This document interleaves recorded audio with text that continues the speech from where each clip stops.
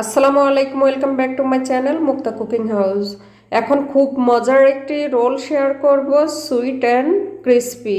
এই রেসিপিটি একদম সম্পূর্ণ নতুন, ভিডিওটি না টেনে সম্পূর্ণ ভিডিওটি দেখুন, তাহলে আপনাদের রেসিপিটিও পারফেক্টভাবে হবে। সুইট রোলটি তৈরি করতে কি কি লাগবে দেখিয়ে দিচ্ছি। এখানে নিয়েছি 1/3 কাপ ময়দা, নিয়েছি 1/3 কাপ কর্নফ্লাওয়ার, নিয়েছি 1/3 কাপ চাউলের গুঁড়া, দিয়ে দিচ্ছি 1/4 কাপ চিনি, দিয়ে দিচ্ছি স্বাদ মতো লবণ। আপনারা মিষ্টিতে লবণ খেতে না চাইলে না দিলেও চলবে। দিয়ে দিচ্ছি 1/2 কাপ গরুর দুধ আগে থেকে জাল করে রাখা, দিয়ে দিচ্ছি একটি ডিম মিডিয়াম সাইজের, দিয়ে দিচ্ছি 1.5 টেবিল চামচ সয়াবিন তেল। এখনো যারা আমার চ্যানেলটি সাবস্ক্রাইব করেননি, প্লিজ চ্যানেলটি সাবস্ক্রাইব করে আমাকে সাপোর্ট করার জন্য অনুরোধ করছি। যারা করেছেন তাদেরকে অসংখ্য ধন্যবাদ। দিয়ে দিচ্ছি ভ্যানিলা এসেন্স 1/2 চা চামচ। সব কিছু দিয়ে এখন ভালোভাবে মিক্স করে নিব, একটু সময় নিয়ে, যাতে কোথাও দলা পেকে না থাকে।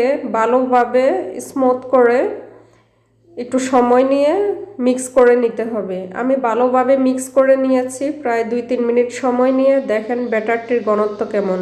ভিডিওটি ভালো লাগলে লাইক, শেয়ার, কমেন্ট করার জন্য অনুরোধ করছি। এখন একটি গ্লাসে আমি একটি পাইপিং ব্যাগ নিয়েছি, গ্লাসের ভিতরে দিয়ে দিয়েছি যাতে ব্যাটারটি ডালতে সুবিধা হয়। যে প্লাস্টিকের প্যাকেটটা আমি নিয়েছি তা দেখিয়ে দিচ্ছি।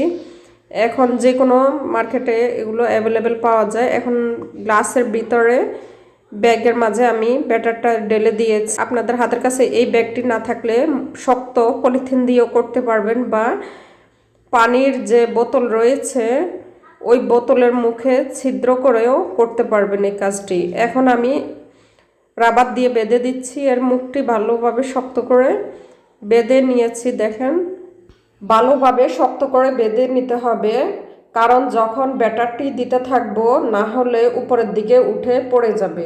পাইপ্যানটা বসিয়ে দেওয়ার পরে মুখটা কেটে নিয়েছি। পাইপ্যান গরম হয়ে গিয়েছে। যখন আপনি ব্যাটারটি দিতে থাকবেন তখন চুলার আগুন একদম লোয়ে রেখে কাজটি করবেন, না হলে ব্যাটারটি ঘুরিয়ে দিতে দিতে দেখা যাবে যে কিছু অংশ হয়ে যাবে আর কিছু অংশ কাঁচা থেকে যাবে।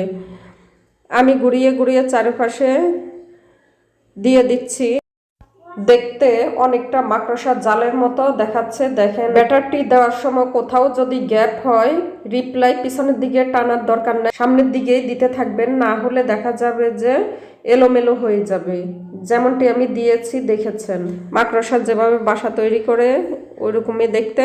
আর এই রোলটা এত যে মজার, একবার তৈরি করলে তখন বুঝতে পারবেন। তৈরি করতেও খুব সোজা।